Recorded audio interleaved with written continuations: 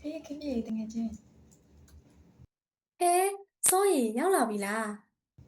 ဟုတ်ပါလာမလဲအကြောင်းငါတငယ်ချင်းစီရောက်အောင်လာရတာပေါ့ အမလီလာလေအောင်ဝမ်းတာပါတော့ ဒါနဲ့လေခင်ပြေငါနေ့စီကိုအချမ်းတစ်ခုတောင်းနေလို့ရောက်လာရရော ဘာချန်တွေလဲပြောစမ်းမအောင် တည်ရမလားငါသမီးဆောင်လေးသူ့အမအဖြစ်နိုင်ငံခြားမှာကျောင်းသွားတက်နေပြီသူ့အတွက်စိတ်မအေးနေရတာဟေးအင်္ဂလိပ်စာသင်တန်းနေရောထားပါရဲ့ကလေးကအင်္ဂလိပ်လိုပဲသင်တန်းမှာပဲပြောရတာဆိုတော့အင်္ဂလိပ်စာအားနေနေပြီရဲ့ Mimi ကလည်းစောင်းအင်္ဂလိပ်လိုပြောတတ်ပါရဲ့ Hey Hazel, how are you? I hope you are well. Hey, I'm fine. Thank you and you? အဲဒီကလေးတွေကတော့တိုင်းလဲလိုက်ကြပါပြီနောက်တော့ပြပြောင်းနေ အဲ့ဒါဆိုစိုးရီ English speaking club တွေ join ခိုင်းကြည့်ပါလားသမီးဟေးစေသမီး volunteer လုပ်နေတဲ့ club ကဘာ club တဲ့ Tito speaking club လေးမမေရဲ့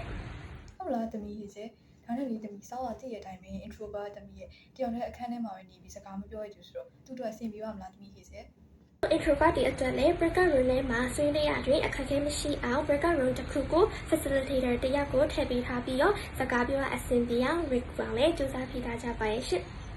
TikTok English Speaking Club ကိုအင်္ဂလိပ်စာလေ့ကျင့်သူတို့အသက်အရွယ်လူမျိုးဘာသာမြေလာကြိုင်းလို့ရပါတယ် TikTok English Speaking Club ကအမြဲတမ်းကြိုဆိုနေပါတယ်နော်အသက်စဉ်ကြာသပတေးနေ့တိုင်းည9:00နာရီကနေ10:00နာရီခွဲထိအတူတူလာပြီးစကားပြောလေ့ကျင့်လို့ရပါတယ်ရှင့်